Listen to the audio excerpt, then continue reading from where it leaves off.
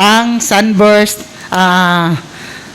Restaurant, second floor sa Camila Hotel 1, no? Diya kita sa second floor sa Camila Hotel 1, diin ang ground floor ni ini mao ang Sunburst Restaurant na pwede mo maka-order sa inyong pamahaw paniudto panihapon.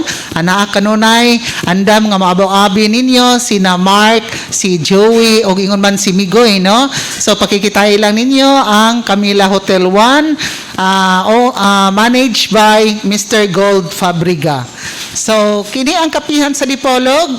Live kita nga nanuka dinhi sa Camila Hotel 1. O ingon man, alang sa atong mga dumuduong sa atong dakbayan sa Dipolog, palihog, pagdala mo raincoat, payong, jacket, or kanana ang anything, no, nga maka kuan ninyo, protektar ninyo batok sa ulan, kay gaulan rin, salamat Mark, sa dakbayan sa Dipolog karong mga panahon, ha. O ayaw dyan nyo kalimti ang face mask, face shield, no, dayon rabing alcohol, kay para maglikay kita sa virus nga daghan na kayo karon, nagkadaghan dinhi sa atong dakbayan sa Dipolog, dakbayan sa Dapitan, tibok lalawigan sa Buanga del Norte. Maglikay kitang tanan para dili kita matakdan sa COVID-19. Kay matud ba nila, COVID-19 is real. Ang uban ana mingon dayon nga di man gud tinuod. Sige be, tanaw na to kamoy matakdan, di ba mingon mo nga tinuod jud lagi. So, palihog lang, no? Wear your mask, wear your face shields, and observe social distancing. At the same time, hand wash o ingon man, magdala kanunay sa rubbing alcohol. So, kini sa Edwin 22 man yung regular anchor host sa Kapihan sa Dipolog, maging kauban na sabi niyo sulod sa duha katakna nga public affairs program nga diyan nanuka dinhi sa Camila Hotel 1 ning dakbayan sa Dipolog. And of course, hatod kaninyo pinaagi sa EPT Media Services, pinaagi sa kahimanan sa Radio Mindanao Network, DXDR 981 AM o IFM 94.1. Dinhi sa ato ang Camila Hotel 1 official venue, kauban nato si Taxi Lumbang nga may nagdala sa tong tingog sa kahanginan simultaneous broadcast over RMN DXDR 981 AM o IFM 94.1 dito sa studio sa atong broadcast center to dito sa Barangay Turno ning dakbayan sa Dipolog, si Danny Luod, kauban silang Roji Monera, Mark Bacruya, Mardy Lebres og station manager nga si Mr. Edgar Dagumo. And ato ang congratulations always sa RMN DXDR, 41 years na sa broadcast industry din sa lalawigan sa Zamboanga del Norte, lakip na ang duha ka dakbayan sa Dipolog og Dapitan. Congratulations and mabuhay. And kauban na sab nato diri ang atong IT director sa ato ang Kapihan sa Dipolog matag Domingo nga tanan, Silbert Adetico Dunduyano, nga may nagdala sa atong social media platforms, YouTube, sa ato ang Facebook o Twitter accounts. Like lang ninyo ang page sa Kapihan sa Dipolog para makita nyo tanan nga edition, tanan nga episode sa Kapihan sa Dipolog matag Domingo nga tanan, kauban sa ato ang nagkadaiya nga mga bisita all year round, no? So, to God be all the glory. Thank you, Lord, no? Sa dili pa kita maadto sa unahan, atong unang sampiton ang atong labaw nga makagagahom aron mangayo kita kanunay sa iyang paggiya, sa iyang mga bendisyon alang sa ato ang adlaw-adlaw nga mga gibuhaton labi na karong panahon nga panahon sa pandemya. Please join me in praying in the name of the Father, the Son, the Holy Spirit. Amen. A prayer of healing. Lord, you invite all who are burdened to come to you. Allow your healing hands to heal us. Touch our souls with your compassion for others. Touch our hearts with your courage and infinite love for all. Touch our minds with your wisdom, that our mouths may always proclaim your praise. Teach us to reach out to you in our needs, and help us to lead others to you by our example. Most loving Sacred Heart of Jesus, bring us health in body and spirit, that we may serve you with all our strength.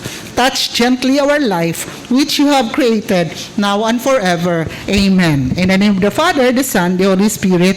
Amen. To God be all the glory as always. So at this instant, sa dili pa nato i-acknowledge sa itong mga bisita nga ni ana karong mga panahon na diri ka sir, diri pod kapi ka sir.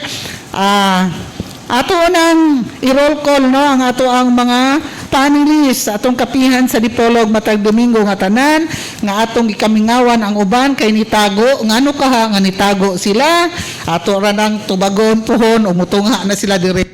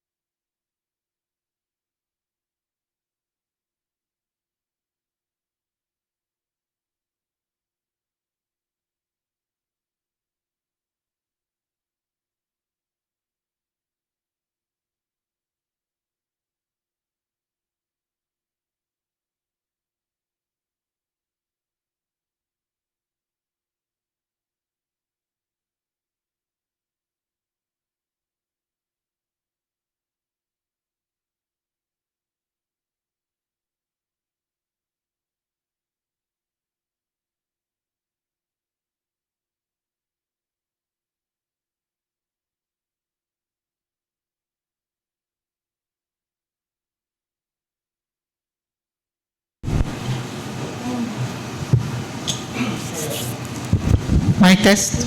Sige, sige. Nag-face mask na siya. Sige, sige. Mic test. Okay, okay. Nara? Panghatag lang ang kuan, ang mga kontak, anak. Tapos pa din po, copy for this ni Ayan. Sige.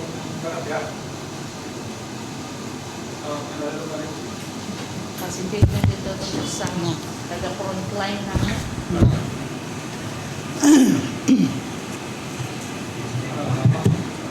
Pwede sir? Kinsa may mabot? Kinsa may lain mabot? Si Pistanyas. Sige. Ambot kong kuan. Dari ka sir Villa, dari ang Sir Pistanyas. Alan nag-globe. Hindi ko makontak yung smart niya. Kina? Mic test. Okay. Sorry kayo no sa ato mga suki ng ating paminaw sa atong kapihan sa Dipolog. Tungod kay naka-experience kitag technical difficulty no. Ni kalit lang o fluctuate ang atong kuryente. It is beyond our reach no. So our apologies sa atong naminaw but the show must go on. Naana diri atong mga bisita. So mopadayon kita sa atong kapihan sa Dipolog karong buntaga. And sa ako nang giingon atong i-greet og happy Sunday and stay safe kanunay si Attorney Ruben Ligorio kauban ni Ma'am Fe Ligorio ang loving wife si Russell si Attorney Paul Ligorio nga bago lang na birthday ug ang kinakusgan nga apo nga si Dideth Ligorio. So also good morning and happy Sunday to board member Renilio Boyli ngadto ka Attorney Rosilier Matoy Barinaga ngadto kang Edgar Soronda and also good morning and happy Sunday, be safe. Ngadto kang Emmanuel Dalman Taghoy sa Philippine Information Agency nga wala na nato ikita to na sa Buanga City nag-base. Tapos si kitsawa na ko matawag si General Manager Alimarlo Dagpin sa Dapitan City Water District no. And we have with us ang ato ang isa sa atong panelist gikan sa Philippine Ports Authority nga si YF Akas. Okay. Pasalamat kita sa ato mga sponsors kung may nagdalag kinabuhi sa atong kapihan sa Dipolog matag Domingo nga tanan. First and foremost, ang National Grid Corporation of the Philippines kon NGCP, pinaagi kang Beth Ladaga, ang Corporate Community and Public Affairs Lead Specialist. Ang NGCP doon ay 52 billion pesos cable terminal station ana may mutang sa barangay Tagulo Dapayan sa Dapitan. Dagan kayong salamat ngadto kang President Anthony Almada, Chairman Henry C. Jr. o Iman, kang Attorney Cynthia P. Alabanza, ang spokesperson sa NGCP. NGCP Bridging Progress and Development may atong media partner, atong corporate partner sa kapihan sa Dipolog. Good morning and also happy Sunday sa atong panelist na CPA panelist si Mr. Julius Salaveria sa Department of Trade and Industry nagmonitor karong buntaga. Thank you so much, Jules. Imong questions ato nang ipangutana later. Nang salamat nga to kang Congresswoman Lorna G. Labad-Labad, member House of Representatives sa 2nd District, Zamboanga del Norte. Daghan na kayong proyekto, no? Ang ipang turnover, groundbreaking ni Congresswoman Lorna G. Labad-Labad karong mga panahon na sa segundo distrito sa lalawigan sa Zamboanga del Norte. Daghang salamat nga to kang Vice Governor Senen Alvis Angeles, Presiding Officer sa Guniang Panlalawigan sa Zamboanga del Norte, Director Rabdon Sidinio, Regional Executive Director sa Department of Agriculture 9 nga nagawasi sa Pagadian City. Daghang salamat nga to kang Congressman Romeo Janjan Halosos Jr., Member House of Representatives sa 1st District sa Zamboanga del Norte. Bago raw usab ning nag-turnover o nag-groundbreaking o proyekto si Congressman Romeo Janjan Halosos Jr. sa 1st District, Zamboanga del Norte. Stay safe lang always ninyo tanan. Engineer Roland Soliva, ang chairman sa Provincial Advisory Council, Zamboanga del Norte Police Provincial Office. Buotan kayo nga chairman namo sa Provincial Advisory Council. At the same time, si Engineer Roland Soliva, ang president sa Dipolog Chamber of Commerce and Industry Incorporated. And good morning at kang Ma'am Cecil Soliva. Mayor Evan Hope Olvis, ang municipal mayor sa lungsod sa Pulangco, Zamboanga del Norte. Daghang salamat usab ngadto kang Vice Mayor and Acting Mayor Alfredo Baitit lungsod sa Pulangco, Zamboanga del Norte. Ngadto sa Petra Cement Incorporated, pinagi kang Engineer Gilbert Cruz, ang naming utang sa Lower Erasan Roa, Zamboanga del Norte, the environmentally friendly cement factory sa Mindanao. Ilabi na mao kana ang Petra Cement Incorporated, gidumala ni Engineer Gilbert Cruz. Attorney John Henrik Valleser, ang Municipal Mayor sa lungsod sa Rojas, Zamboanga del Norte. Thank you so much and happy Sunday to you, Mayor John Henrik Valleser. Mayor Melody J. Tulin, Municipal Mayor sa lungsod sa Salog, Zamboanga del Norte, the musical town. Gisugda na usab ang ilaang wet market dito sa lungsod sa Salog. Pinaagi kang Mayor Melody J. Tulin. Janus Marketing, namaligya sa spare parts of motorcycles o sa o man 4-wheel vehicles at a reasonable price, no? Mga spare parts. Ang aming utang sa Quezon Avenue, dakon sa Dipolog. Pakikita ilang palihog si Janus Yu, ang proprietor manager, or tawagi sa telephone number 212-1148. JJ&P Fruit Nursery and Lumberyard, maligya sa variety of fruit seedlings and coconut lumbers sa ubos lamang nga presyo. Ang aming utang sa Barangay Lingasan, lungsod sa Pulangco, Zamboanga del Norte. Pakikita ilang si Mr. Porfirio Necesario, ang proprietor manager. And of course, ang Cassava Growers Association of the Philippines, CONCAGAPA, sells famous and delicious cassava chips, banana crackers, boneless bangus, and other local farm products. Please see Miss Susan Impinado, ang Livelihood Center in charge, diha sa ground floor sa Dapitan City Hall. Speaking of Dapitan City Hall, belated happy birthday ngadto kang Mayor Rosalina Nini Halosos sa dakbayan sa Dapitan nga nagsaulog sa iyang birthday kagahapong adlaw. So stay safe, Mayor Nini Halosos. Greetings from City Administrator si Wilbert Jojo Magallanes o mga kadagkuan sa lungsod sa Dapitan, dakbayan sa Dapitan. And last but not the least, ang Daya Cure by Green Nature Herbal Products. Ang aming utang sa Parpagayo, Barangay Ginles, lungsod sa Pulangco, Zamboanga del Norte. Ang products sa Daya Cure, mao kining insulin plant herbal capsule, Thai herbs nga naggalangkob sa malunggay, tanglad o inuman guyabano. Mangosteen herbal capsule. Aduna pud sila turmeric herbal capsule, no? Nga pero kini tanan no therapeutic claim. Approved and licensed by the Food and Drug Administration. Ang benefits sa mga herbal capsule nga insulin plant, Thai herbs, mangosteen herbal capsule ug turmeric herbal capsule mao kini ang mga mosunod. Good for hypertension, high lipoprotein, bad cholesterol, stimulating weight loss, tapos fat burner, constipation, arthritis, dysentery, gout o uban pa. So, alang sa inyo ang maayong panglawas, no? So, palit ka mo sa mga produkto gikan sa Daya Cure by Green Nature Herbal Products. Gipanagyahan ug gidumala ni Mr. Magellan Pakit Onla. Tawagi sa cellphone number 0920-127-1873. Usa sa iyang produkto mo kini ang Tri-Herbs ang akong gawiran karon, consisting of malunggay, tanglad, and guyabano. Kini si Wyatt di na ko kinahanglan ini. Kay medyo slim na ni siya. Murag ako nga magkinahanglan ani. So para katong gusto magpa-slim, no? So palit ka mo sa produkto gikan sa Diacure. Daghan kayo ang inyo ang mga benepisyo nga makuha pinaagis lang produkto. So we would like to acknowledge ang atong panelist diri nga si ang ato ang kinakusgan nga panelist gikan sa Philippine Ports Authority, Miss Wyatt Acas. Wyatt, good morning.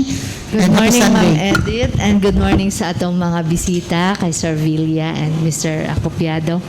PO 3rd Acopiado.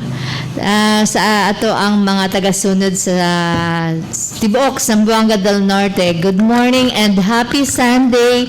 Stay safe kay murag nagkadaghan na tag-positive ron. So, let us pray na kaya nato ni and we will beat this COVID-19 virus. Thank you. And we would like to acknowledge the presence of, di man ko kabalong basa, sir, ano sa man ni SCPO? Senior CPO. Okay, Senior CPO. What CPO? Officer. Senior Chief Petty Officer. Na sir, kay di man to kabalo sa inyong tinuon. I'm sorry ha, okay. Senior Chief Petty Officer George Z. Villa, no, sa Philippine Coast Guard nga nagabasi sa Dakbayan sa Dapitan, dito sa Dapitan City Port Terminal. Good morning, sir, and welcome back to Kapihan sa Dipolog. Good morning po sa lahat. Isa pong karangalan na maimbitahan po palagi dito. Lagi na, no? Kasi pangalawa Yes, sir. na po, since November, naka-attend na po ako dito. So, karangalan po na rin po na maka-attend dito at makasalamuha ating mga taga-pabalita na dito sa Kapihan sa Dipolog. Sa pangalan po ng aming Station Commander, Commander Paul Ryan C. Gonzales, ay kami po ay bumabati ng magandang umaga po sa inyo.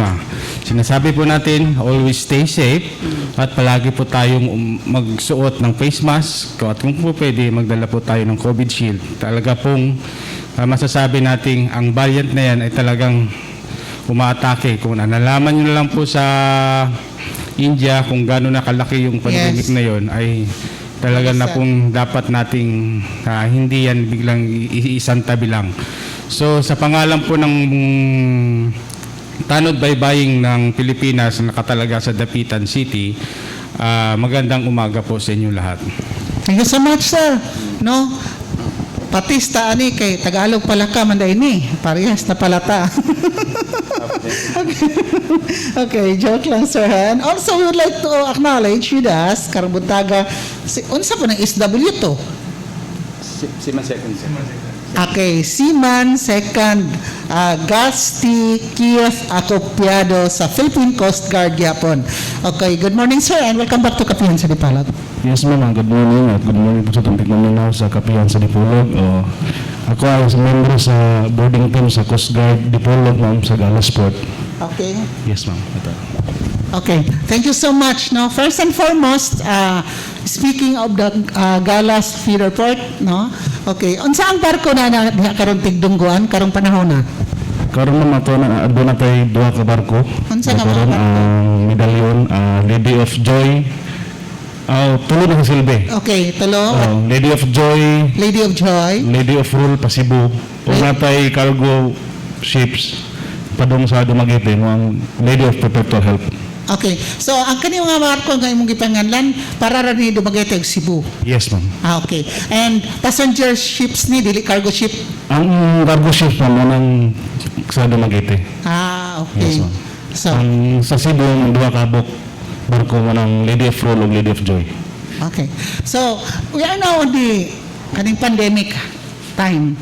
So, kumusta ang ato ang pag-observe diha sa ato ang mga COVID-19 health protocols diha mismo sa atong pantalan sa Dipolog? Yes, ma'am. Dahil sa pantanang sa Dipolog, strict gini implement pati ang LGU Dipolog sa protocol sa COVID-19. Dili ta basta-basta ka biyahe o wala tayo saktong requirements. Padung sa Cebu o province sa Cebu, labi na po sa Negros Oriental, Negros Occidental. Okay, so padulong supposing ako ang pasahero, maadto kog Dumaguete or maadto kog Cebu. Unsay kikinahanglan nga requirements para madawaton ko sa Dumaguete or sa Cebu? Ang sa Dumaguete, Makasakay ko sa barko, kay kamo may nuharang sa barko. yes, ma'am. Kung sa Dumaguete ka, ma'am, amo ada is more on cargos, wala may pasahero. Okay, Dumaguete, okay. Dayon, ang isa po sa requirement sa Dumaguete sa Negros Oriental is ang ilang strict swab test, RT-PCR result negative. Dayon, mo log-in ta sa atong SPAS nga atong contact tracing app. Dayon, before punta mo sunod sa pantalan, ma'am, naputay gitawag nga Safe Pass. Okay. Katong Safe Pass na siya QR code nga contact tracing app gyapon nga dito nakabutang nga ikaw gikan ka aning lugar Okay. madto ka sa destinasyon nga magpadtuan. That is for passenger. Yes, ma'am, for Padulong sa passenger. Cebu. Yes, Pero ma'am. kanang cargo sa Dumaguete, unsa may wala na requirements kay Ang itong sa cargo sa Dumaguete, kung ano siya, ma'am, ang nakasakay na, puro mga fish car, puro mga goods. Oo. Ang ilang requirements po, ang ilang ID lang, ilang gitawag na gikan sa ilang company ID o medical certificate. So how do we know nga wala po sila mga illegal or contrabands nga gipangkarga? Actually, gina-inspect ng una every karga nila. Okay. Diha sa mga cargo padulang sa Dumaguete, mga agricultural products ba nakasakaran? Yes, ma'am. Mga goods. Pagbalik ka ng Dumaguete, unsay mga sakay ng mga cargos? Ang M2 na, ma'am, ang gikan nila dito. Ang mga walay sulod na fish car, pabalik na sa Zamboanga. So bali, yun to say nga, naghakot sila sige agricultural products paingon dito, gikan di sa ato, muna nga mahal atong agricultural products diri. Actually, ma'am, di kadaghanan gikan ang kuwan, ang atong mga agricultural products, pati ng mga goods. Ang kasagaran lagi kag Zamboanga. Okay. Pero Pagkadian. pero nakita man ko sa atong mga pigiri diri o kanang mga manok, mga anak nga diri sa Blanco, diri sa kuan nga gipangkarga na ba para Dumaguete. Una nagkamahal po ta diri no? Yes, ma'am. Sa pagkaroon, ma'am, sa livestock, ma'am, wala gid may nakapakarga o baboy.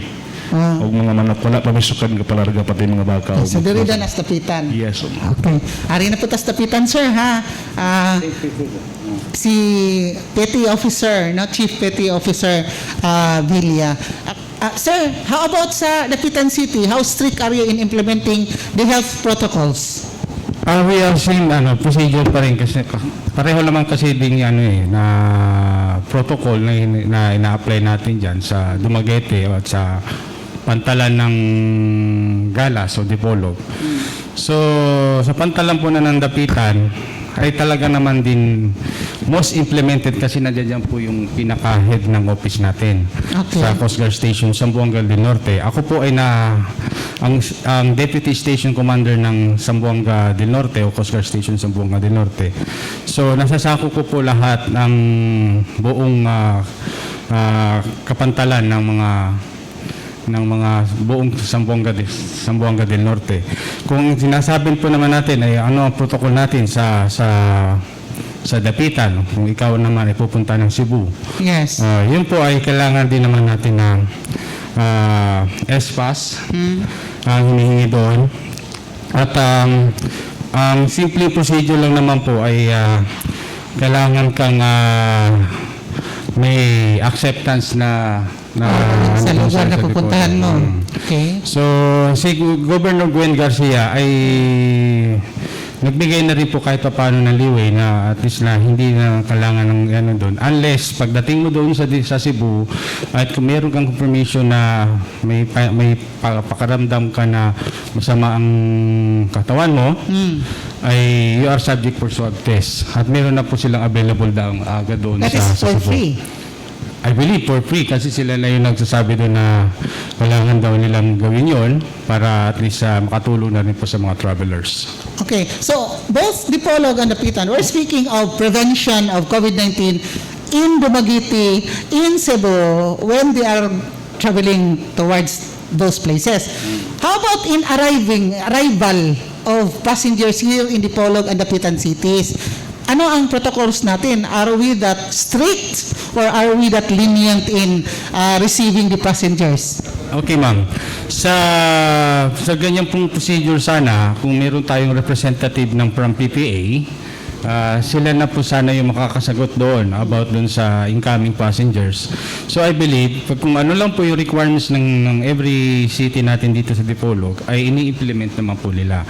In the presence of may pangalan nito, may Colonel Iramis, siya yung mga tauhan niya po ay ginagawa naman din po ng maayos nilang trabaho para naman po ay ma-control kung ano man ang mga possible na papasok sa atin dito, COVID man yan o ibang mga other method ng mga sakit na yan. So sayang at wala po ang ating taga-PPA representative para sila po sana makasagot yan. Okay. We have here Wyatt Akas from Philippine Ports Authority. Maybe, Wyatt, you can shed light on that. Sa ako ang nahibawan, pag incoming, since na ay AO from our governor na kailangan ang swab test para sa mga LSI or kanang taga diri sa Zamboanga del Norte. So ginapangitaan na siya sa PPA kasi pagbaba ng mga incoming passengers, dumadaan sila lahat dun sa health protocol natin, sir, for incoming. So na ay form dito gibilin ang ato ang provincial government, mauto ang ilahang i-fill out ito bagonto nila dito kung naa kay mga symptoms or wala, and then pangitaon po tong ID, and then yung acceptance sa barangay pagpadulong sila sa Zamboanga del Norte, and then ang swab result. So kung walay swab result, at least isundo sila sa respective LGU kung asa sila pa doon. Dili na to sila hayaan na magsakay sa mga pampubliko na sakyanan to keep safety sa ato ang mga taga Zamboanga del Norte. So we are happy naman nga ang ato ang IATF province sa kay Sir Joey Bernal, Dr. Esmeralda Nadella. Kay Sir Joey. So, 24/7 naman sila open.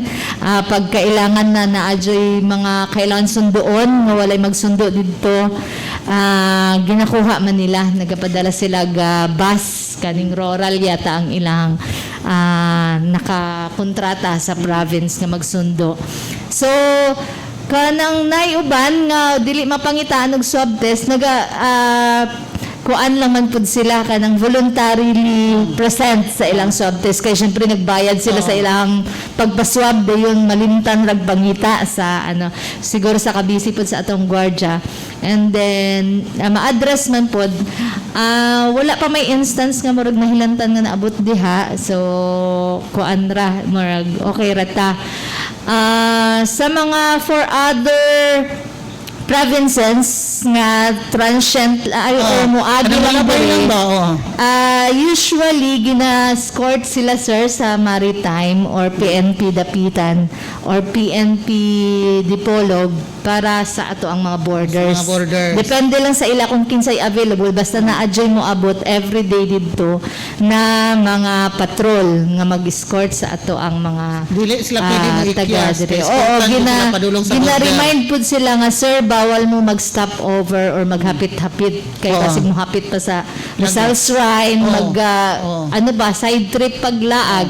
So gina-advise na sila sa ato ang mga port police, sa ato ang security guard, o minsan nag-a-assist man sa amo ang Coast Guard and PNP Maritime. So how about those passenger seeking medical attention? Usually sa Cebu mo ginamad to Dumaguete. Unsa may the same ba ang mga requirements for Dipolog and then for Dapitan? Sa ma'am sa Dipolog, pareho rin po ng requirements ma'am kay dapat bukuha sila referral gikan sa hospital dito sa Cebu. Dayon negative ng swab test result. O referral nila ma'am. Dili antigen ha? RT-PCR Dili, ma'am. RT-PCR, ma'am. Okay. And then na sila ikuan sa doktor on sa Yes, ma'am. Referral, ma'am. Yes, ma'am. Okay. For Dapitan City, Sir Villa. Pareho lang din po yun. Kung kailangan pala meron silang negative RT-PCR test result. So, dadagdagan ko lang po yung sinabi ni Ma'am Akas, no po. Sa history po yata ng Dapitan, ay wala naman po talagang nakakalusot dyan na kung hindi talaga siya kusunduin ng mga respective LGUs nila o ambulance, na kung sakali naman ikaw ay pupunta sa isang lugar, ayan ay dapat po properly coordinated na sa mga kanya-kanyang local government unit. Okay. So, mahalaga po talaga na talaga sila ay susunduin at hindi po sila papalabasin ng pantalan kung sakali man po sila ay walang susundo agad sa kanila. Okay, thank you so much. No? Dahil pangutana gikan ni Julius Salavilla nga to ang CPA panelist gikan sa Department of Trade and Industry. Matod pa niya na i-quote, Happy Sunday morning, kapiyan sa Dipolog family and guests. Request on the basics. Para sa kalamdagan sa mga nagpaminaw o nagsunod sa kapihan sa Dipolog, please delimate the scope of your services and how could the ordinary mamamayan access or reach your services for Philippine Coast Guard Authority. Si Sir Villa, okay. Ang procedure naman po natin bago kayo sumakay ng barko, bago pumasok sa pantalan, ay pupunta ho muna kayo sa tinatawag naming one-stop shop. So yung one-stop shop na po yan ay meron tayong Coast Guard, PDEA, at Marina, kung sakali, at nandulo naman din talaga ang PPA. So, sa opisina po ng Philippine Coast Guard, ay ando doon po yung pagkakataon na i-check muna nila yung mga dokumento na bago kayo makabili ng ticket. So, yun, pagka yun... Sir, excuse me. So, di pwede ako, for instance, di ba, the usual is, mo palit kag ticket kay musakay ka. Karon, because of the pandemic, unhon ang mga requirements ng mga papers before Opo. ka allowed Opo. mo lukat og ticket. Tama po yun. Oo. So, Wala itong emphasize sa maminaw karon. so, dahil po sa new normal tayo ngayon, Okay. ay ito na po yung procedure na dapat nating obserbahan bago tayo makakasakay ng barko. So kung maaari, i-schedule mo yung pagsakay ng barko at huwag ka agad bigla-bigla sasakay Lagi. sa kaliman. Oo. Ang ganon ay tinitignan o chine-check mo na ng Philippine Coast Guard ang mga dokumento na kailangan mo munang i-present bago ka makabili ng ticket kung anong gusto mong shipping lines ng gusto mong sakyan. At before that, pagka nakakakuha na ka ng ticket, tsaka ka lang po makakapasok sa Philippine Port Authority subject for their tinatawag nilang contact tracing Okay. para naman po makastay ka na dun sa terminal. Okay. So, the same for Dipolog. Sir Acopiado, please. Yes, ma'am. Pareho nga po sa Dapitan, ma'am. Kami man sa Dipolog, before mo sa ticket, kaya wala man tayo kitawag advance booking. Kaya mo man check ilang papel, Oo. ma'am. Yes, ma'am. Kaya na mag-uban one ha, diya, magpabook daan. Pero amo Ano nang mga estudyante? yes, ma'am. Amo nang discourage sila ang magpabook daan, kaya yung lang requirements sa mga check. Before sila madto sa ticketing, kaya amo mang tatakan ng ilang papel. Yeah. Na requirements. There's a concern nga voice out na ko sa ako ang fellow media nga earlier in the week about kay i-understand kay kumpletong mga equipment, machineries o uban pa nga mga facilities ang Port of Dapitan. Medyo state of the art. Ang Dipolog City, how is it? Kay murag kulang man jud kay sa nga tanan diya facilities pa ang Dipolog. Yes, ma'am. Actually, ang nasa Kay problema ninyo nga na-encounter. ang nagin naman sa Dipolog, ma'am, is natay floating asset dia, aluminum boat. And ang atong OBM is gipahulam na to ni Mayor ang yung outboard motor. And ang tapad ng ma'am is ang CDR Remo. Sa among kako-office, ma'am, napod sila yung nabas sila yung mga equipments po na pwede po na maka-attach sila Okay. in case of panahon sa naay disaster, ma'am. Yeah, kay related lang, no? Kay because katong duha ka bata nga nalumos, moto na kapangutana sila, o wala ba kunoy sea assets ang Coast Guard tie up sa CDRRMO diri sa Dipolog City kay wala man kunoy naka-immediate kuno nga nakatabang itong duha ka bata nga nalumos 2 weeks ago nga nadako itong issue kay na asa to dapit na sa Ligway no na nakitaan na naglutaw-lutaw ang ang patayng lawas. So sa ako Yes, ma'am. Actually, ma'am, katong panghitabuan ng God sa Dipolog, katong sa duha ka bata is dagko kayo ang balod sa Oo. port. Oo. Diri sa Bagyo Bising man to. yes, ma'am, left side sa pantalan. Dayon dito nangaligo ang duha ka bata. Oo. Dayon ma'am, sa among pagkuan, dili may basta-basta ka release of floating asset tungod kay sa safety pod sa personnel ug sa equipments, ma'am, agis kadagko kay sa balod. Okay. Mo to na diha-diha dayon nag-conduct mi og surface search. Kaya meron mo doon mong pili Dili na. na rescue, kundi search na lang. Moro siya ma'am, rescue mo siya ma'am. Pero surface search siya kaya dili ni basta ka adto do sa pagkadag ko mong balod for safety for personnel po ma'am. Okay. Pero on the spot ma'am, nagid may diha anong paghitabua. Namo With siya. CDRMO and Maritime Police. Okay. Yes, ma'am. Kay na mamangot to yung feedback ko kasagan. Yes, Sir Villa. In addition po dyan ang Coast Guard po ay meron po tayong available na floating asset. Yan po yung tinatawag nating aluminum boat. Ang number po niya is aluminum boat 246. Aluminum boat That is 246. owned by Coast Guard. Yes po, yeah, that is owned by the What is the Philippine purpose of that sea asset? Ay, ayan po yung tinatawag natin na pang seaborne patrol, pang kung meron tayong tinatawag na search and rescue, at the Okay. same time search and retrieval operations.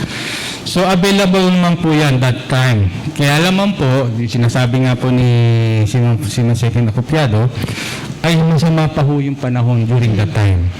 So, hindi naman po natin sisisi yung mga magulang, yung mga Yes, bata, kung oo. bakit po sila ay nandoon during that time.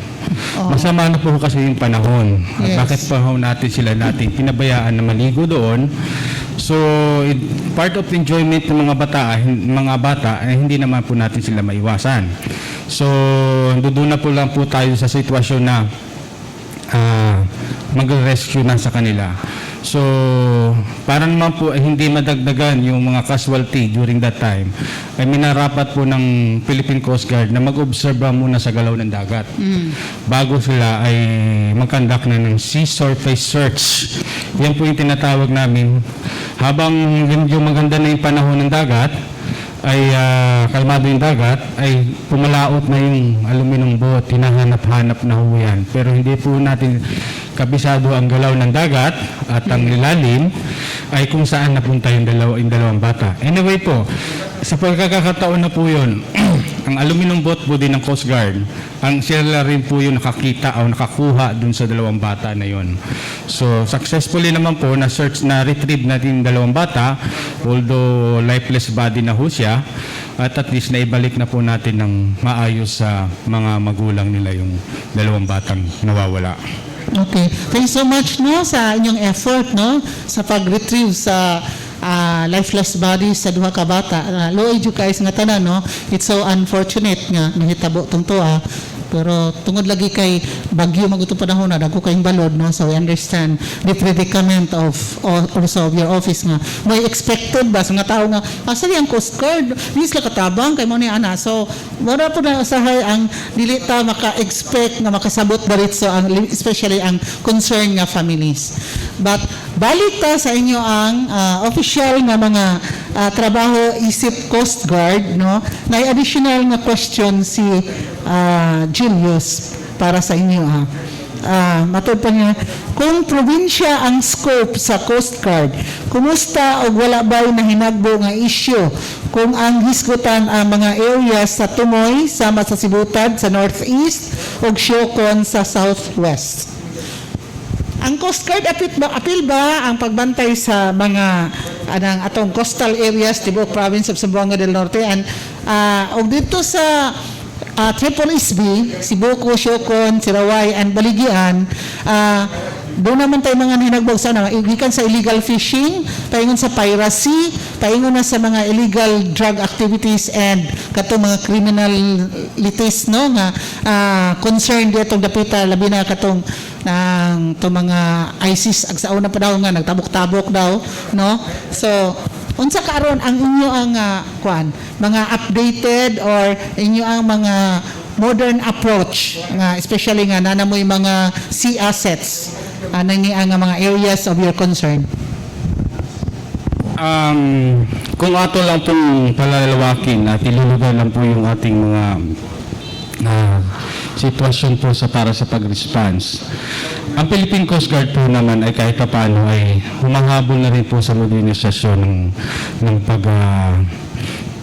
papa-implement ang among functions. Meron na rin kasi tayong tinatawag na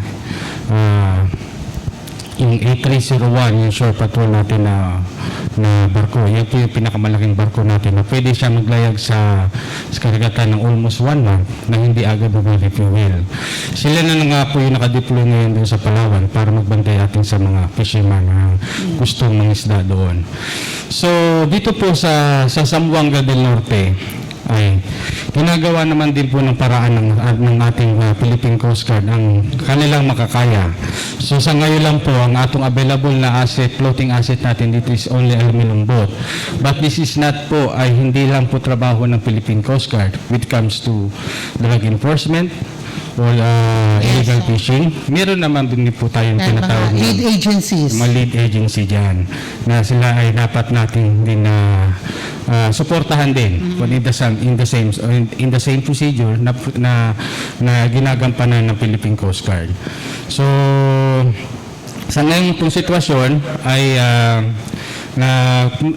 naggagawa rin naman ng magandang paraan ng Philippine Coast Guard para naman natin magampanan ng kanilang trabaho sa abot ng kanilang makakaya. So how strong is the tie-up between Philippine Drug Enforcement Agency, Bureau of Fisheries and Aquatic Resources, kundi FAR, sa Philippine Coast Guard? Kay anytime mo alarm sila nga, pwede mo request ninyo og kuan assistance. Are you prepared and are you ready also? Yes, ma'am. Kung sa drug enforcement naman po tayo, meron naman po kasi tayong tinatawag na K9. Yeah. Sila naman po yung enforcer natin na about sa sleeping dogs. So, trusted po natin yung mga working dogs natin yan para naman kung mag-detect ng mga illegal drugs dyan kung saan man yan nakalagay. At talaga po, I believe when it comes to enforcement of proper enforcement when it comes to drugs, ay ang Philippine Coast Guard po ang nangunguna dyan pag-apprehend sa ganyan. So, speaking of K9, how do you, ilan ang yung mga, natin dyan, mga K9 dogs? K9 na dogs pa. Yes, ma'am. Sa Dipolog, ma'am, natay tulog ka K9 handlers o upat ka working dogs, K9 working dogs. Ang ilang kwan, ma'am, is explosives and narcotics. Okay. Yes, ma'am. Explosive and narcotics, diya sa barko mismo or sa Pantalan apil na po? Before sila mo adto sa barko, ma'am, diha palamdaan sa port sa Dipolog, amo na silang ipaniling. Ilang bagahe amo na silang ipanel. Yes, So, ma'am. pila ka buok ang K9 sa Dipolog, lahi kung sa Dapitan? Ang sa Dipolog, ma'am, natay upat ka working dogs there. Upat? Yes, ma'am. Oh. Kanang ibong K9 Explosives working dogs, and maura na siya. narcotics. Kanang upat, maura na siya. Upat po ka handler, no? Tulo ka handler, ma'am. Tulo ka handler. So, ang usa ka handler, duha ka iro ang iyang manage Bali, kuan-kuan na sila, ma'am. rotation? Yes, ma'am. Okay. For Dapitan, Sir Villa, please. Meron po tayong explosive sa narcotics sa Dapitan. So anyway po, part pa rin ng Dipolog ang personnel sa Dapitan. What I mean is part din ng Dapitan ang personnel din sa Dipolog. Dipolog, So yes. lahat po yan ay came from Zamboanga del Norte, Coast Guard Station Zamboanga del Norte. So pinaka main station ang Dapitan. Zamboanga del Norte. Okay. And in connection Yes, with ayan. that, ang PPA may mawa na rin sa PCG. So magdugang ni og K9. So as of this moment, murag nag-ano na sila kontrata para mag-deploy. So sa amuan nami isa idugang sa Dapitan. And then mag-additional pa yatag isa pa. Pero ang handler is PCG, sir, no? sa MOA natin. Kay ang PPA wala may capability, wala man mina-train na canine handler. So, ngayo mi og tabang sa PCG. Okay, yes, Sir With William. that arrangement po, ma'am, yun nga po, pinapa-finalize na po namin about dun sa MOA when it comes to yung ano talaga po yung agreement doon. So, ang Philippine Coast Guard naman po ay willing talagang to serve even other agencies. Pero alam niyo po, very sensitive talaga po yung K9 natin, yung working dogs natin. So, to make it sure na dapat talaga po sila ay comfortable naman din when it comes to sa area na kailang lalagyan. So, hoping ang Philippine Port Authority ay mapahinal na po yung lugar na yon at para masabi na natin na pwede natin po i-transfer yung mga K9 natin doon. So, thank you very much. Ang PPA po ay talagang tiwala rin po sa working dogs natin, especially sa K9 ng Coast Guard. At alam po natin yan. Talaga naman po as part of DOTR o Department of Transportation, talagang dapat po ay kami ay helping hand to implement our individual functions para naman po natin magawa natin yung aim ni Secretary Togade. Yes, sir. So, speaking of the sensitivity of those dogs, how do you take care of those dogs? Meron ba silang separate na home na bahay para sa mga dogs at saka yung mga feeds kasi, di ba? Expensive yun. Ang pag-maintain at saka pag-train. What kind of dogs? Ano po yan? Any kinds of dogs naman pwede naman natin i-train. Pero mas appropriate ang mga tinatawag nating klase ng Labrador, Okay. yung mga Shepherd. So, yan po yung mga mas appropriate na working dogs. Pero sa facilities po niyan, talaga naman po tayo mayroon silang separate cage o kennel. So, iyan po talaga para hindi sila I give some points na para hindi sila talagang matrigger yung training nila. Meron yung talagang sariling pagkain. Yes. At meron yung sariling training na yung mga handlers lang nang nakakaalam paano sila ito. Kasi meron silang almost a year sila nagkakaroon ng bonding before sila i-release ang isang working dog together with the handlers para i-dispatch sa area. For the safety of the dogs also, sir, are they being injected with anti-rabies at saka meron ba kayong sariling vet or tingin ninyo sa local vets sa LGUs? Meron kami sariling veterinarian. Ang K9 po ay composed na yan, kompleto na ho yan. Meron na rin silang doctors for sa veterinarian para sa mga aso. Kung pisilipin niyo po yung headquarters nila dun sa Manila o sa Taguig, ay doon niyo makikita kung gaano high-tech din ang K9 natin na doon sa Taguig. So, kasi we are speaking of the safety also of the dogs kasi they are very important no, vital sa mga trabaho ninyo sa Coast Guard and also kaning PDEA na magaling po sila yung mga trained dogs no sa police no. So, how much is the dog worth? Tsaka does it not affect the budget of your office in maintaining these dogs? Tsaka yung statistics, how do you yung K9 versus yung manpower sa Philippine Coast Guard? Actually po, para din po yung simpleng requesting for the budget for the DBM. So, simple lang po yan. Kung tayo ay mag-request ng additional working dog, o sa tao din po kung tayo mag-request ng personnel ng another Coast Guard, ay re-request po tayo ng budget for DBM a year ahead. So means to say, kaya po yan i-budget agad. When it comes to work,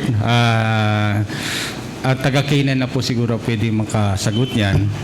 Dahil kung local lang to siguro ang amount ng isang puppy dyan, I believe is almost 12,000 ang price niyan per puppy. Oh, per puppy. Iba pa po yan pag ititrain na. O yun lang po. Okay. So, yes, Sir Acopiado, you have anything to add? Okay. Another question ni Julius related no sa BFAR. Doon na ba ligon nga coordination ang BFAR sa inyo of certain restrictions it may impose at times, example katong palitan kanang red tide ana mga areas musik ba ninyo assistance ang BFAR para ma-implement po niya for Dipolog. Yes, ma'am. Actually, ma'am, si BFAR diri sa Dipolog, ma'am, is active kay may, ma'am, in terms of law enforcement o kanang mga inana, ma'am. Kaya actually, kung may kanong red tide, ma'am, actually, mag-coordinate may sa mga coastal barangays sa Dipolog in case of ma'am. Okay, for the Pitan, sir. Normal po yan. Normal po yan. Talaga po naman talaga ang Coast Guard is always ready to serve. Any agencies, hindi lang po dapat BFAR, lahat po ng concerned agencies na gusto nating mag-assist ang Coast Guard. Kung nababalitaan lang sana po ninyo, even the BGMP requesting the presence of the K9 personnel, Coast Guard K9 personnel, para mag-check doon sa mga prisoners. Simple lang po, sa BGMP, nag-request din sila. Through the request po, para at least hindi naman po sabi natin na basta-basta lang sisingit ang Coast Guard. Through the request po, handa po ang Philippine Coast Guard mag-assist sa any agencies, concerned agencies man yan, ay na para matulungan po sila ng maayos. Okay, before we will go to the part 2 discussion of our kapihan sa Dipolog kay hapit na alas 10 no sa buntag atong ipaungong ang mga pangutana sa itong mga bisita gikan sa Philippine Coast Guard nga bisita nato karong buntaga. Tapos tubagon ninyo sir after the commercial break. Okay. Number 1 is kaning ato ang BFAR naglista sila mga bangka no ipang register.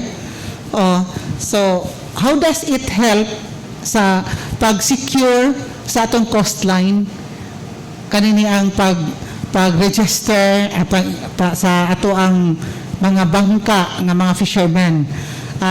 Speaking of security no. Number 2 is kanang wala na tayo illegal fishing dito somewhere sa Triple SB kay ag sa una dapat to dapit sa Gutalak, Sirawai, part na mga illegal fishing no nga nanghitabo. Labi na katong mga commercial fishing nga diha nanago ng dapita. Are you aware of that? Until now ba na kay namagunay one sometime nga dunay ni istorya nga narakunog yapon nagtago ditong dapita kay alkansi po na luoy po ato mga ordinary nga mga fisher folks, mga mangingisda nga gagmay rin mga bangka. Then here comes nga dagko nga mga commercial fishing boats nga dito managat anang municipal waters no nga dapat layo mamanta na sila. So that's 1 and 2. And also kanang sa inyo ang manpower sir, pila mo kabuok sa inyong area station diri sa Zamboanga del Norte as against pila kabuok ang ato ang pantalan atong ports within Zamboanga del Norte.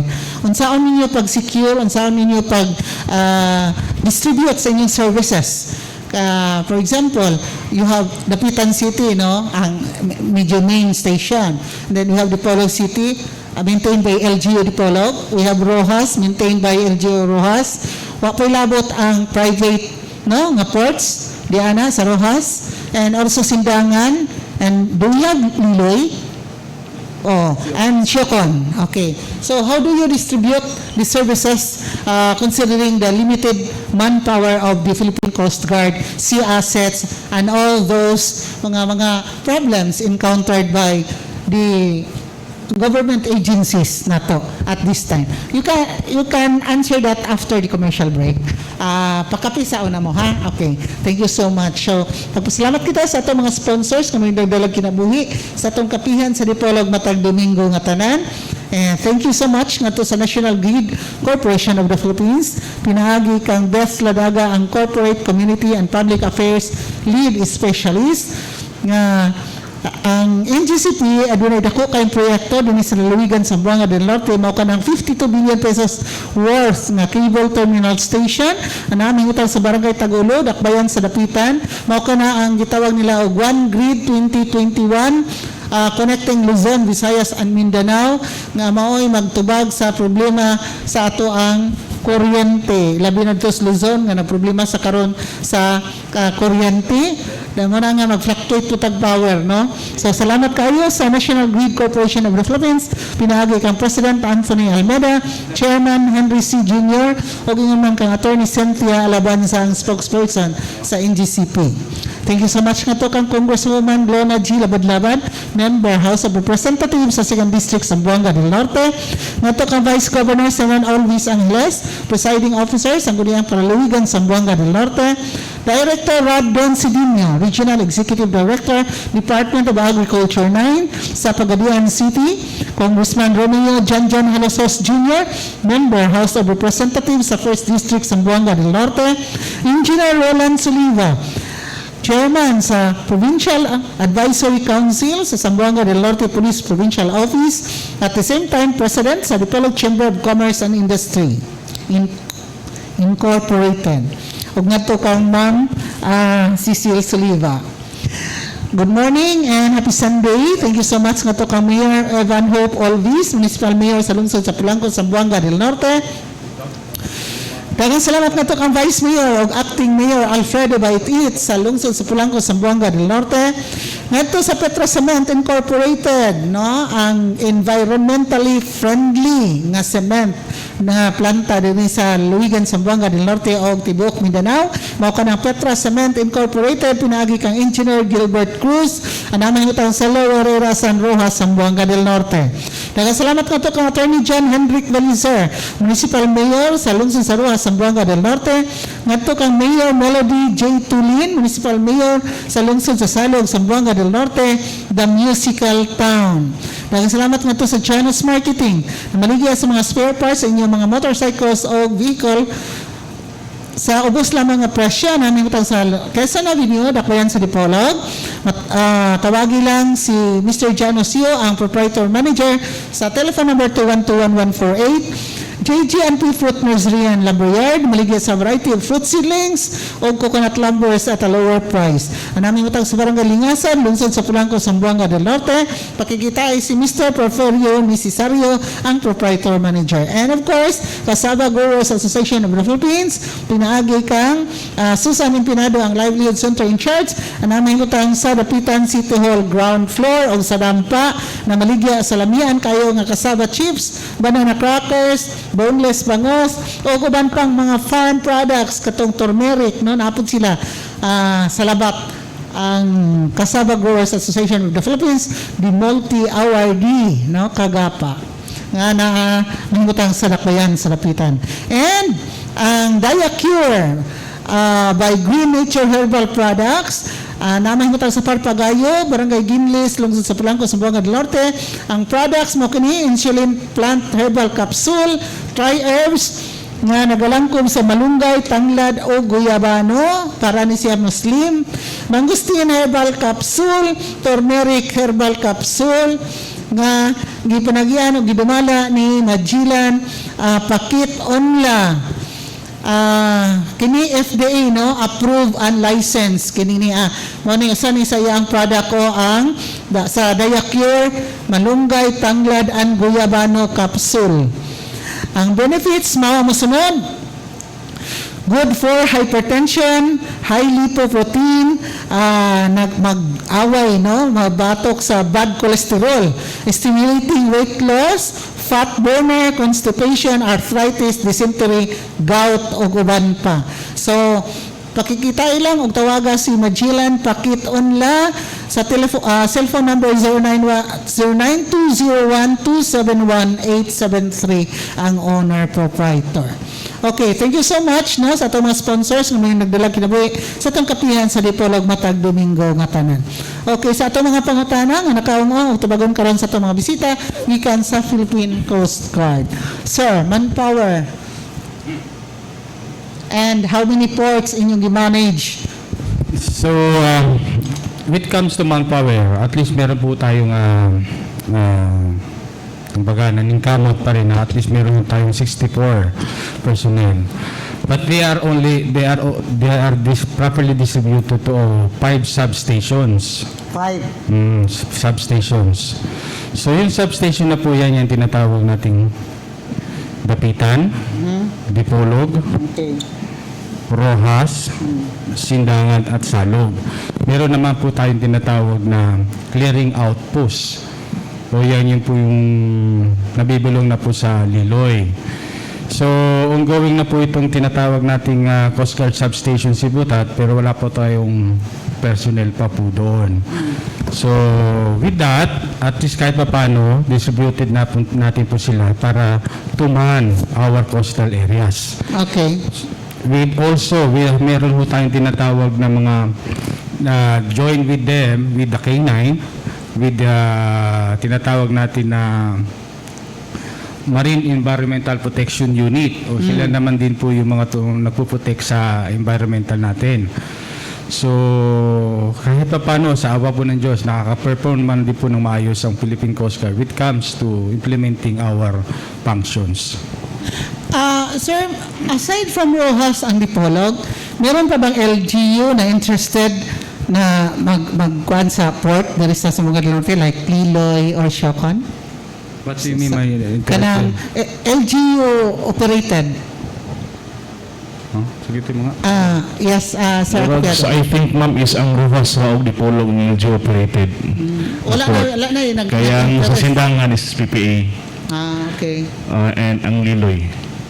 Okay. So, yes. Ang yes, Siocon, ma'am, PPA. is LGU operated po.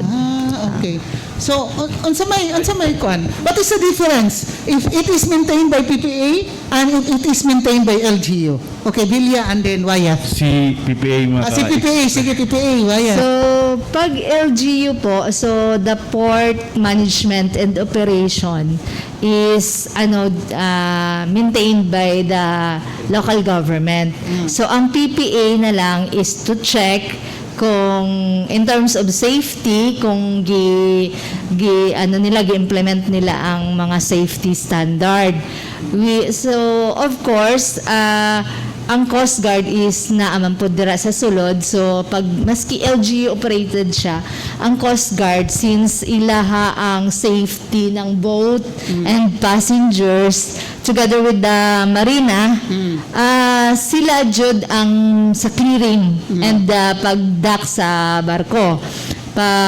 Pag abot nila, mag-add sila sa Coast Guard para sa ilang entrance, and then pag exit nila before clearing, ang Coast Guard po na nag-check ana.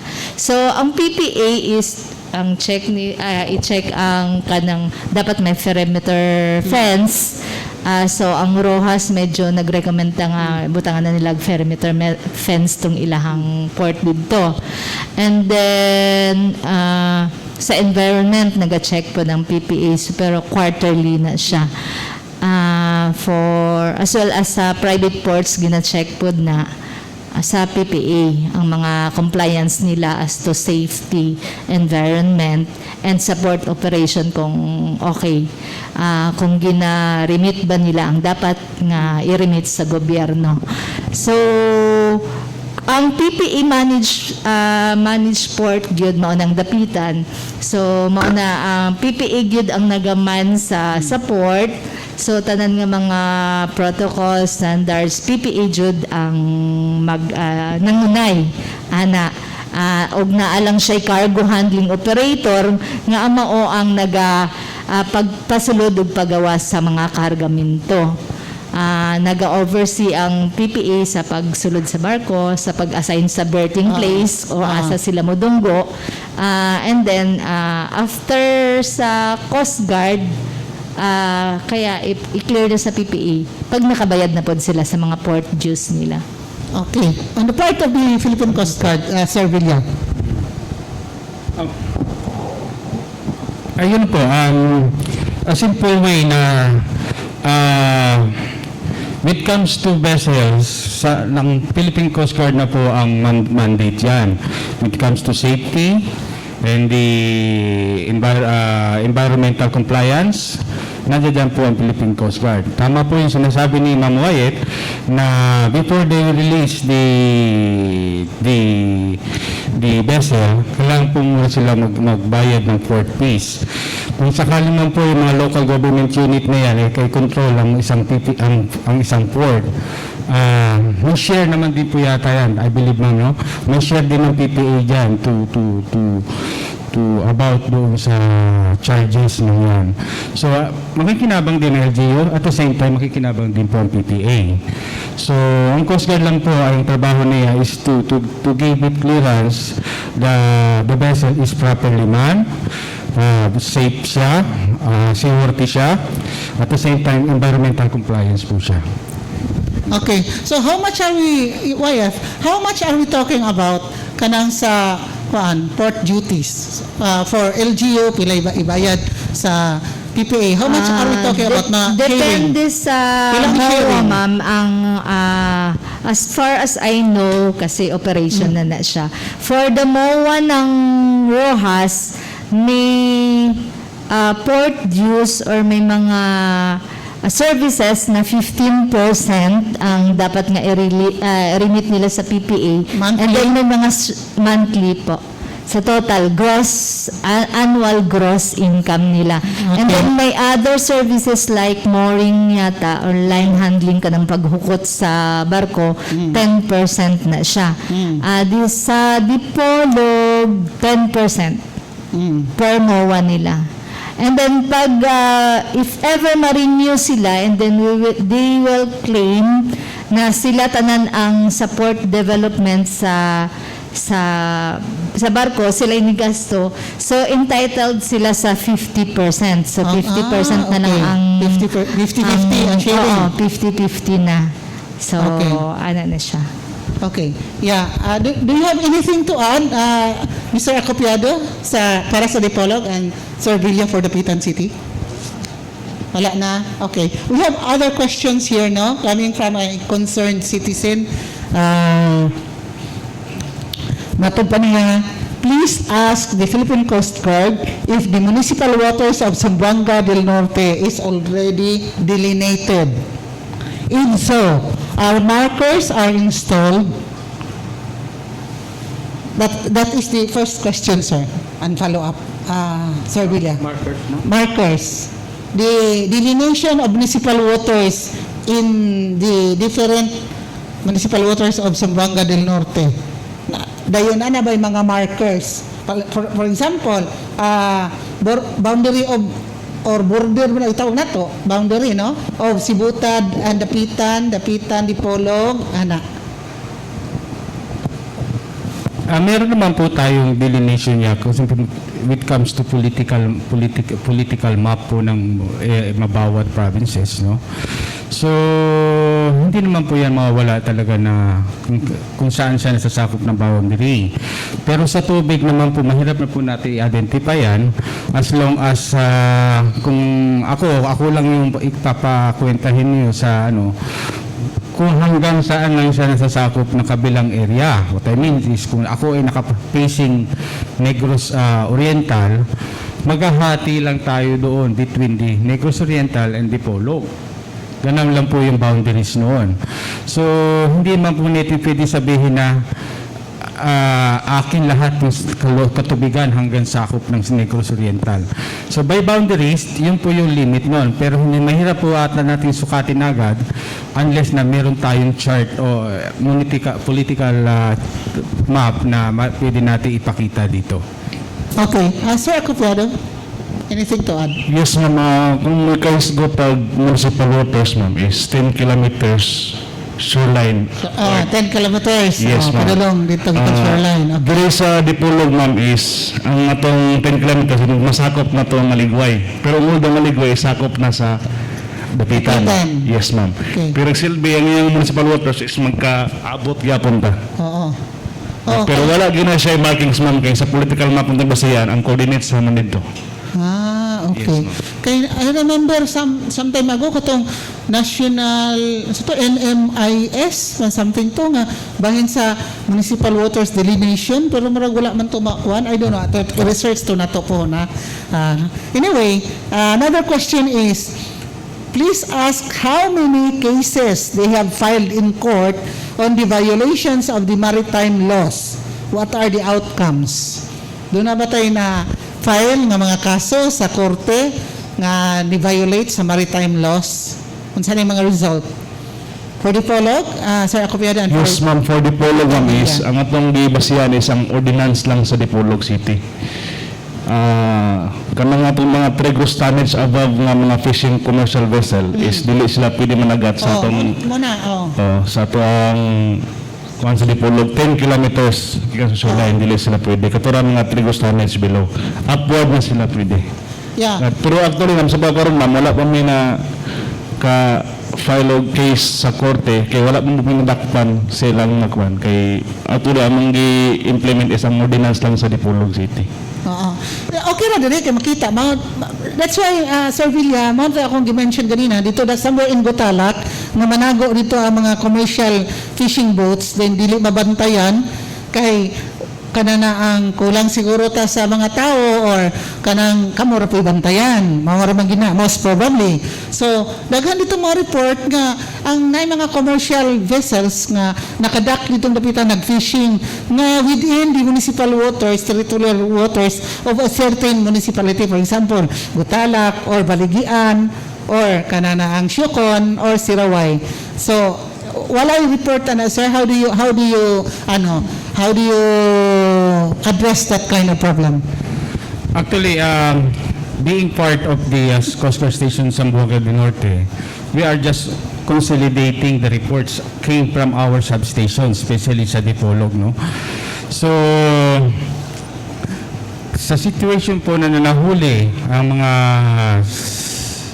apprehension na nangyari dun sa illegal fishing sa salug po, kino-consolidate naman po yung report na yan through Coast Guard Station Zamboanga del Norte. Sa Dipolog din po kung consolidate no. So may mga situation po na nakahuli na rin naman ang sindangan. So I don't have any record but we just received maritime violations came from other substations na nagre-report din naman yan po sa Coast Guard Station sa Zamboanga del Norte. But sorry to say, wala kami figures but we will just continue receive any when it comes to violations of illegal fishing. Okay. And other concerns, sir, because have you heard sometime in November, December na katong mga illegal smuggling of cigarettes diha dapit sa salog then ako man ang gikuan ni Mayor Tolin no nga concern og sa police. So nakadungog mo ana sir or are there any similar activities, illegal activities in any part of Zamboanga del Norte within your AOR? Opo, nakarinig naman po kami yan. So, ang Philippine Coast Guard naman po ay hindi man po nagpapabaya. In beside, kahit po yan ay madaling araw na, they are continue doing their duties to guard our seawater. So, as of now, sabi nga po na ng iba dyan, ang Coast Guard lang ang binabantayan. When it comes to pag medyo relax na ang Coast Guard at medyo umuwi na, tsaka naman sila matake. But this is not the main function main of the functions Coast Guard. ng Coast Guard. Yes, we understand. Yes, ma'am. So, kung it comes to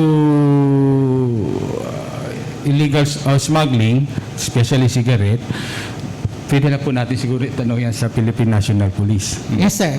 We have asked that one also. And also, here's another question from our concerned citizen. Matubang na comment or you can add anything, no? We cannot enforce the law if there is no delineation of municipal waters. Comment. Sir Villa. Tama po yun. Kung meron tayong delineation of but please, with the help of the every individual, hindi naman po namin talaga kaya itong i-implement ng rules kung wala pong taong makikipag-coordinate agad na maayos. Kasi minsan, yung mga tao talaga, hindi natin maiwasan, no? Mismo sila ang protector. So, Yeah.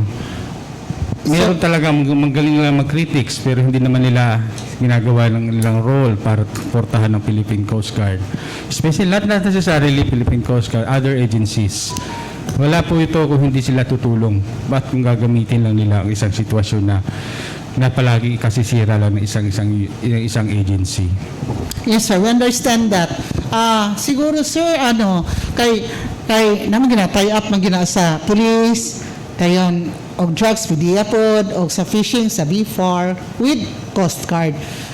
Because kamo man gud ang nasa dagat gud nga agency, no? Kumbaga sa pelikula pa na kamo may mga sirino og mga sirina kay naa jud sa dagat, no? Inyo ang forte, no? Inyo ang kuan kanang specialization. So we expect also on your part nga makasolve anini ang mga crimes committed in the high seas or in the waters. And for this concern, like sa municipal waters kay panalitan og naay kidnapping or piracy that occurred in the seas or in the waters of somewhere, unsaon na to pag-determine og walay delineation kay panalitan nasa dagat man siya na kanang gikidnap no or gidala dito sa dapit. So ug walay proper delineation sa municipal waters unsaon pag determine sa krimen asa nahitabo kinsay angayan ana nga mo complain unsa nga LGU ang dapat ana mo kuan manubag mo tabang og sulbad sa krimen. Sir Acopiado, please. Yes, ma'am. Kung sa delineation lang sa atong municipal waters, ma'am, naagi tayo delineation, pero ang atong kwan, wala tayo markings. Ang atong ikuan is, kung mabot ta sa area, atong ikuan ang coordinates. Okay. Ibawaan na to dito, kung asa na isang area. Kaya naman tayo coordinates katong sa delineation sa atong political map, ma'am.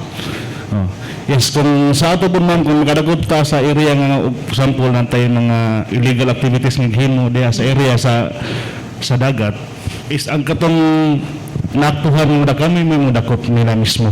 Dili na may mo coordinate ma'am sa gitawag nga mo coordinate gapon may sa LGU.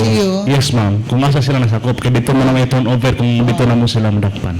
Okay, murag ma-frustrated pud mo ana sir nga nadakpan na ninyo, nag-commit siya og crime kanang red-handed, then tapos pag turnover sa LGU tungod kay walay sakto nga delineation, walay markers uban pa, mawala ang yung effort, no? Yes, ma'am. Yes, ma'am. Ito na lang po yung medyo siguristang moves ng Philippine Coast Guard, no? When it comes to situation na nahuli na namin sila sa within the coordinates na sinasabi na ng municipal or the delineation of areas. During that time, para po masigurado namin, ay papipirmahin namin doon sa chart with the pictures yung kapitan o master of the fishing vessel. At naka-coordinates po, nakakita mismo yun sa coordinates na para lamang po makita natin na we are complete with evidence.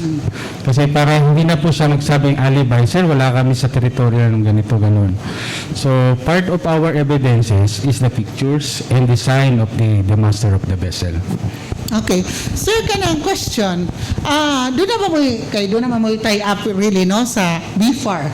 Kanang, because during the previous pa, wala pa ang pandemic, nga press con sa BFAR, with BFAR, nga katong mga bangka for Dipolog, ila tong pintalan daw, og, for example, color coding. Okay? Dayon, dili siya maabot og lagyo mga managat kay naraman siya sa area, no, kay gi-color coding siya. What if here comes na mga questionable nga mga characters dahil gipintalan o rapod similar to dipintal of Dipolog ba or dapitan ana-ana dahil tapos pag-abot dire nanagat sila illegal na ito nya kay nga color coding mauman pod ang color, so dili ito basta-basta ninyo nga ma-monitor og makahimo sila og offenses or crimes. ang Philippine Coast Guard po ay nag-i-implement din naman po ng tinatawag naming SSEN What's or that?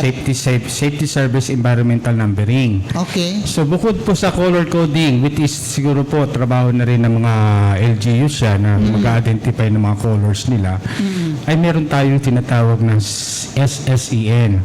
Yan po ay nilalagay na numbering doon sa bow po ng mga motor bangka. So, makikita pa lang po yan ng authority kung yan ay taga dito o taga Okay. ibang lugar. Okay. Kasi doon pa lang sa start with the number, I start with the letter, ay alam mo na kung saan siya nasasakot. Naka-register. Naka-register. Okay. So, kayo lang ang nakaalam. Kami Hindi po, alam ng mga iba, no? That's good. Kaya para ma-monitor yun ba? Nga, Monitor kani po taga-asa ni sila, kaya dili ni taga-dire. Nya, the same color, the same markings. Ana. Tama po yun. So, ang maritime din po, kung dito sana yung maritime police, meron na rin din silang kinocode yan dyan sa mga bangka para ma-identify din nila kung ano yung kung saan taga-saan yung bangka na yan. Yawa yan. In connection with that, sir, may update na tayo. May mga innovation ang Coast Guard. May satellite na yata sila na pagpasok pa lang ng bangka, pag naka-register sa kanila mo kuan sa ilang monitor. Nga registered tong bangka. So, unregistered na bangka, medyo alert sila. So, okay na ba, sir, ang satellite na to sa Tagilon banda? Oh. Na makasama siya. Okay. Meron po kasi tayong tinatawag na Coast Guard radar stations. Radar, okay. Radar station, as of now, na-stop pa po yung construction doon dahil alam niyo naman sa budget. So, isa po yung sa plano ng Philippine Coast Guard para totally control yung mga natin. Bibigay ko lang po kayo ng history, no? Nag-start po kasi yung SSEN na yan mula nung magkaroon tayo ng Mauti o yung Marawi Siege na yan. So, isang factor na nagamit noon ay yung mga bangka to supply the Mauti Group. So, nag-isip yung mga field station commanders natin na ano ba talaga dapat gawin na ma-identify natin kung taga-gobyerno ba yan o kalaban. Yan po yung tinatawag na SSEN implementation para ma-identify natin kung yung mga bangka na yan ay kalaban o hindi. So, sir, Dapitan, asa pa man ang radar station na to? So far po, dito sa Dapitan pa lang, yan yung po yung Coast Guard yung sa Tagulo, yan yung Coast Guard radar station. Pero ongoing construction pa po yan. So sa iba pong lugar, meron naman po pero hindi ko pa totally ma-identify sa Sa Shocon, naglagay tayo, sir. Pagpasayahan nyo na po, ang Shocon pa lang ngayon ay hindi pa totally under the operational control ng Zamboanga del Norte o Coast Guard Station Zamboanga. Nasa Zamboanga City pa po yan. Okay. The same tayo, sir. Yes, Medyo, pa siya, kanang mistiso. Dapitan ang remittance sa income, pero ang collection sa Buanga City, since wala man kami tao pod nga ma-assign sa Shocon. Okay, let's go back to a little bit about municipal water, sir, and markers, no, with your indulgence, kasi para once and for all, masolve yung mga delineation at saka yung mga problems nga maabot ang mga panahon na sigurado nga ma-solve na. Wala ni mahiskuti sa respective LGUs kanang sa karon pandemic man, no, sa previous nga mga conferences, mga meetings like Provincial Development Council meeting, like Provincial Peace and Order Council meeting, wala man iskutin ni ang mga delineation, mga municipal waters delineation, mga markers. Sir Acopiado? Yes, ma'am. Actually, ma'am, dali sa Dipolog City, ma'am, is natin mga ordinances. Dayon, ang parehas sa Katipunan, sa Rojas, o sa every other local government units. Kaya ang atong mananagat dari ma'am sa Dipolog is, I think, ang Katipunan o ang Rojas, gibawalan nila ang dili taga dito managat sila municipal waters. So dili katabok. Yes, ma'am. Ang Dipolog Then, is ang Katipunan. is open. Motong nagpatawag si Mayor, ma'am, sa mga fisher folks tanan sa coastal barangays, dili sa Dipolog, kay i-amend nila ang itong ordinansa sa Dipolog nga o pwede managat ba ang taga-Ruhas o taga-Katipunan. Oh. Sa pagkaroon na mo, nag-ongoing pagyapon ang kuwana nila sa amendment sa ilang ordinansa. Yeah, kay importante na siya kay labi na og ting tuloy. Diba? Baga kay itong tuloy diri sa Dipolog. Onya di ay gikuha lang sa uban nga mga mananagat. So, na-deprive ang ato ang mga local fisher folks kay gauna-una man sila dito ana. So, di po nato sila basta ma-blame kay puro good panginabuhi. Pero og naay sakto nga municipal delineation og mga markers sa municipal waters, dili na siya mahitabo. Yes, ang actual sa Dipolog, ma'am, is atong ban sa tuloy is from December to March 1. March. Yeah, Kaning yes, kaning nga bulan, ma'am, we conduct regular seaborne patrols. Oh. Kay among gikuan gyud is kanang ban sa tuloy among i-strict implemented nga wala kinukuha nga tuloy anang panahon na during duration of time anang mga bulan na.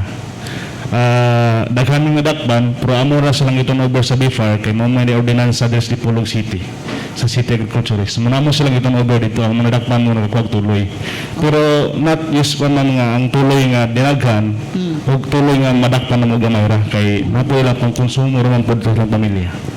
Yeah, because the comment pag usap po doon ang text na to, ingon matud pa nga, law and ordinances are useless if stakeholders do not know the boundaries. No?